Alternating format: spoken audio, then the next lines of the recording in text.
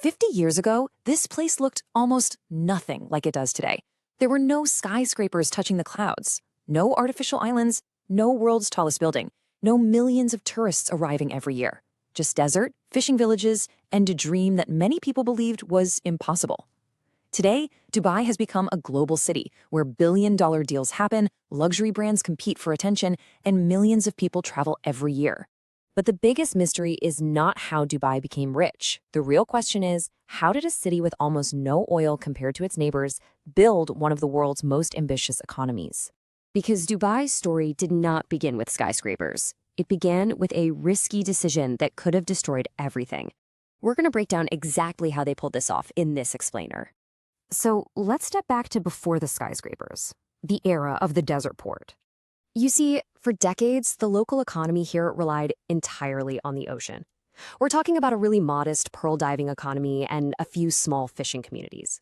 It operated as a quiet trading port under British influence, and people worked incredibly hard just to survive what is a genuinely harsh, arid environment. That is until 1966, because that's when a totally unexpected discovery changed Dubai forever. Oil. Which brings us to the big decision and charting a future beyond that oil. When the oil was finally mapped out, Dubai's leaders realized their reserves were just a tiny sliver compared to their neighbors. Think about this for a second. Abu Dhabi was sitting on a massive 94% of the UAE's oil reserves. Dubai, they had a mere 4%. That's it. And that brought the city's leadership to a pretty terrifying realization. They were simply not going to be a petrostate. Dubai knew the oil wealth would not last forever. Their window of opportunity was incredibly short. They basically had this one small burst of capital, and they realized they needed to make a massive, high-stakes pivot to completely diversify their economy. They had to act before the wells ran dry or face economic collapse. And that intense urgency gave birth to the post-oil master plan. Instead of just crossing their fingers and banking on a single natural resource, they decided to artificially engineer a completely new economy from scratch. It's like they drew up a blueprint for a modern city and just willed it into existence. They systematically built up massive pillars of industry, focusing heavily on trade, aviation, tourism, real estate, finance, and logistics. Because they couldn't rely on exporting oil, they had to turn their city into a magnet. They had to force the world to come to them. And they executed this master plan in 3 really aggressive steps. First, they constructed the massive Jebel Ali port to absolutely dominate regional shipping. Second, they established radically business-friendly, tax-free zones. And third, they used those zones as a massive hook to attract immense foreign investment. Suddenly, global companies were flooding in. But to actually house this booming new economy, well, they needed a physical miracle.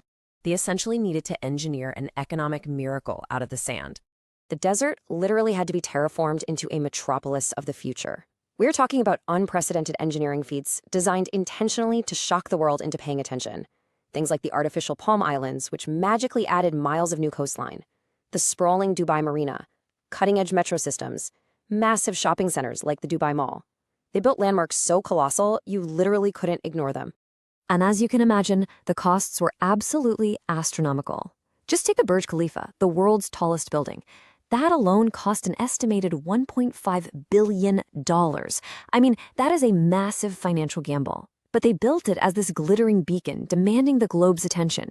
And you know what? It worked. So what are the actual numbers behind this rise? Because look, it's one thing to build giant skyscrapers. It's another entirely for those buildings to actually generate a thriving economy. But that massive gamble actually paid off. Today, non-oil industries overwhelmingly dwarf Dubai's oil revenue. The wealth they generate from tourism, real estate, and global trade has completely outpaced that original 4% of oil. The master plan actually succeeded. When you compare their explosion in population, tourism, and airport passenger numbers to legacy cities like London, New York, or Singapore, it is staggering. Cities that took centuries to build up their economic and infrastructural power were rivaled by Dubai in just a couple of decades. Which begs a really important question. How on earth did they build so incredibly fast? Let's unpack the strategy behind that speed.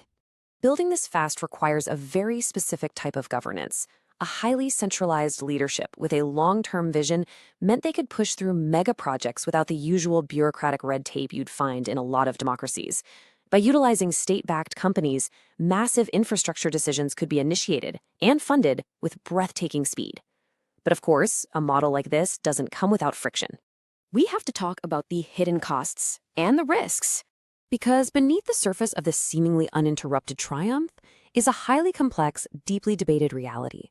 We have to look at this impartially. On one side, yes, the economic triumphs and global hub status are undeniable. But on the other hand, there are severe socio-environmental challenges. There are serious ongoing questions regarding the reliance on and the living conditions for the thousands of migrant workers who physically built this city. There is stark income inequality, there's the massive water usage required to sustain a sprawling desert metropolis, and of course the heavy debt concerns from previous real estate cycles. It is a system constantly balancing right on the edge of ambition. So what does the future of Dubai actually look like? Even with those complex risks in mind, they are definitely not slowing down. Through their aggressive D33 economic agenda, Dubai is betting heavily on the next frontier. They are pouring unbelievable resources into artificial intelligence, renewable energy, the space industry, and smart cities.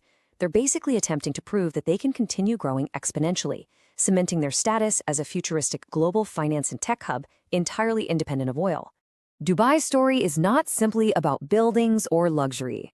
It is about a staggering human decision to force a global destination out of the desert sand against incredible odds. Some people see Dubai as humanity's greatest example of pure ambition.